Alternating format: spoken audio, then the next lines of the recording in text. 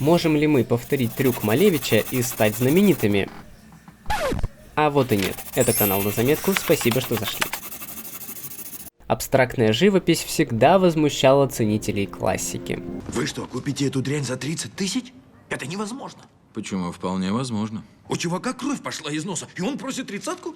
Разве можно ставить в один ряд работы Микеланджело, Рубенса и Айвазовского с картинами Кандинского, Мондриана и Малевича?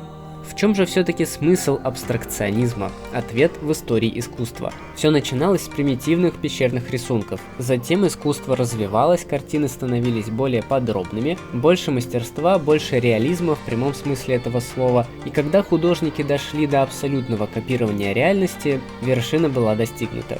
В 19 веке люди изобрели фотографию. То есть, копирование реальности в течение нескольких дней, недель, месяцев стало бессмысленным, ведь теперь это можно сделать буквально за секунду. Тогда-то, в эпоху первых шагов фотоискусства, появились импрессионисты.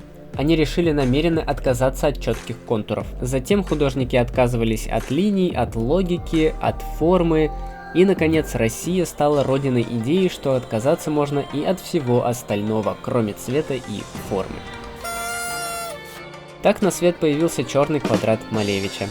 Кстати говоря, начинал Малевич с более привычных работ, так что рисовать он умел. Но это так, к слову.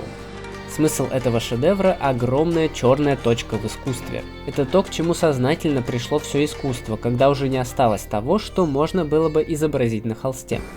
Честно говоря, автор этого видео скептически относится к такому явлению, но сейчас не об этом.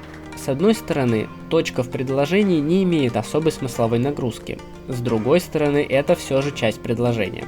Может быть, кто-то из вас слышал про такое понятие, как концептуальное искусство, от слова «концепция». Важен не столько предмет изображения, сколько новая идея, вызов, эксперимент или манифест. Так вот, когда черный квадрат встал в один ряд с классическими произведениями, это, естественно, шокировало публику.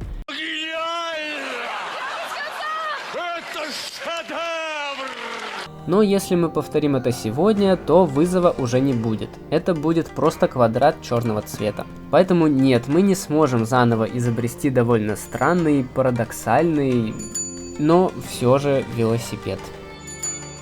Кстати, после черного квадрата художники решили выйти на новый уровень и нарушить все границы дозволенного. Это и стало называться современным искусством. Если хотите видео об этом, пишите в комментариях.